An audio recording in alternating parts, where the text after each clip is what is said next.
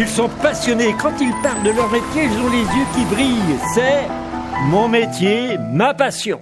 Bonjour, c'est Xavier pour Mon métier, ma passion. Et là, je suis en plein centre-ville de Rennes, dans un lieu où il y a plein d'étagères. Et dans ces étagères, il y a plein de livres parce qu'on est dans une librairie. Cette librairie, ça s'appelle La Nuit des Temps. Et je suis avec Sora Ayala qui va nous expliquer un petit peu ce qu'est La Nuit des Temps, comment elle a été créée, comment elle vit, qu'est-ce qu'elle fait. Et puis après, on ira un petit peu plus loin dans la deuxième émission. On essaiera de voir un petit peu son parcours de vie. Et puis, on essaiera de visiter quelques anecdotes croustillantes sur le livre. Voilà. Donc, je te passe la parole. Bonjour, moi je suis donc Ayla Sora, l'une des co-gérantes de la librairie La Nuit des Temps. On est donc dans notre librairie qui a ouvert il y a bientôt 8 ans, en août 2017. C'est une librairie généraliste qui fait à peu près 80 mètres carrés, dans laquelle on trouve environ 8000 titres différents. Généraliste, pour nous, ça veut pas dire sans engagement. Donc on est une librairie généraliste qui veut dire qu'on trouve de tout, que ce soit des livres de sciences humaines, de la littérature, des livres de cuisine, de la poésie, des beaux-arts, de la jeunesse, de la BD. Mais on a une identité assez forte en ce qui concerne le rayon sciences humaines et sociales et notamment le rayon féminisme LGBT qui prend pas mal de place dans le magasin. Voilà. C'est peut-être intéressant de voir pourquoi vous vous êtes orienté, pas simplement, puisque vous dites bien que c'est une librairie généraliste, mais sur les sciences humaines et sociales, et puis sur le féminisme et le LGBT. C'était dans votre ADN à vous deux, à toutes les deux, j'imagine, au départ? Oui, effectivement, Solveig et moi, on était déjà toutes les deux assez engagées dans le féminisme, et quand on a voulu ouvrir une librairie, on s'est dit qu'on voulait pas une librairie spécialisée, parce que déjà on habite dans une ville qui est Rennes, qui je pense ne supporterait pas une spécialisation juste sur cette thématique-là. Mais c'était quelque chose qui nous tenait vraiment à cœur. Après, on attendait de voir la réponse de la clientèle. Est-ce que c'était juste notre marotte à nous, ou est-ce que ça intéressait aussi les autres gens. Il faut quand même rappeler qu'on a ouvert du coup en août 2017 et qu'on était avant MeToo. Et que la production éditoriale de livres sur le féminisme à cette époque était réduite à peau de chagrin. Il y avait vraiment pas grand-chose.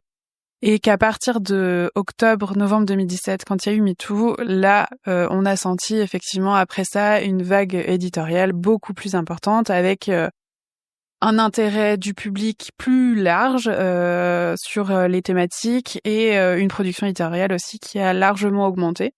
Donc voilà, c'était à la base notre envie, et il se trouve que ça a percuté grandement chez la clientèle. En quelque sorte, vous avez bénéficié de MeToo pour être dans la droite ligne de ce que vous vouliez faire, et puis donc vous avez trouvé un public aussi qui s'est intéressé à ce sujet-là, alors que peut-être il était un petit peu loin de ça avant MeToo. Voilà. Moi, j'aimerais savoir aussi, quand vous avez, c'est difficile d'ouvrir une librairie dans une ville où il y a déjà des librairies. Comment on fait sa place? Est-ce que comment on y arrive? En fait, quand on a voulu ouvrir la librairie, déjà on s'est posé la question de où. Il se trouve que on était aussi intéressé par Nantes, mais Nantes il venait d'y avoir plusieurs librairies de taille moyenne qui venaient d'ouvrir, donc on s'est intéressé à Rennes. Il se trouve qu'à Rennes, quand on a ouvert en 2017, il y avait des grosses librairies, des toutes petites librairies, des librairies spécialisées en jeunesse, BD, religion, mais de moyennes généralistes, il y en avait pas. Donc on s'est dit qu'on allait déjà faire une étude de marché pour demander à la population si elle était intéressée par l'ouverture d'une nouvelle librairie. Il se trouve qu'apparemment oui. Voilà. Après, c'est effectivement quelque chose d'assez difficile, hein. Ça nous a pris 1 an et demi pour préparer l'ouverture. Et après, comment on fait sa place? Je pense que chaque librairie a besoin d'avoir son identité propre parce que on vend possiblement parfois les mêmes livres au même prix. Donc, ce qu'il faut faire pour se créer, il faut vraiment se créer une clientèle fidèle et se démarquer par des thématiques, des mises en avant, des rencontres. Je pense que c'est grâce à ça aussi qu'on a réussi à faire notre pro. Il me semble également que vous avez quelques animations autour de la librairie. Des fois, vous recevez des écrivains, etc. On fait effectivement beaucoup de rencontres avec des auteurs et autrices.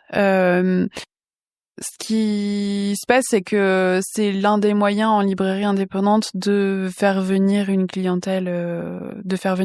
C'est un peu, comment dire, c'est pas obligé, mais c'est quand même une plus-value assez importante du coup de pouvoir présenter des ouvrages, des auteurs, des autrices, des maisons d'édition à notre clientèle.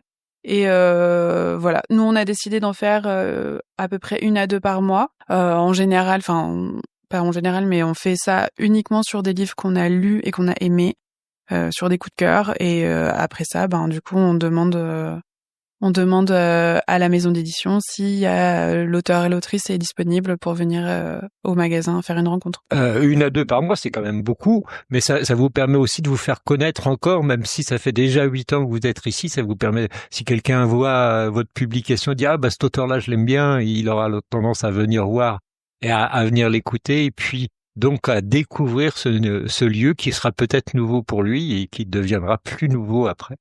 Voilà.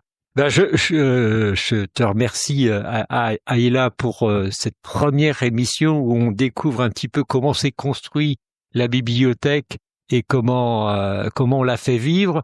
Et puis dans la deuxième émission, on essaiera de découvrir un petit peu plus ta personne, ce que tu as fait, et puis quelques anecdotes sur le livre parce que c'est aussi important.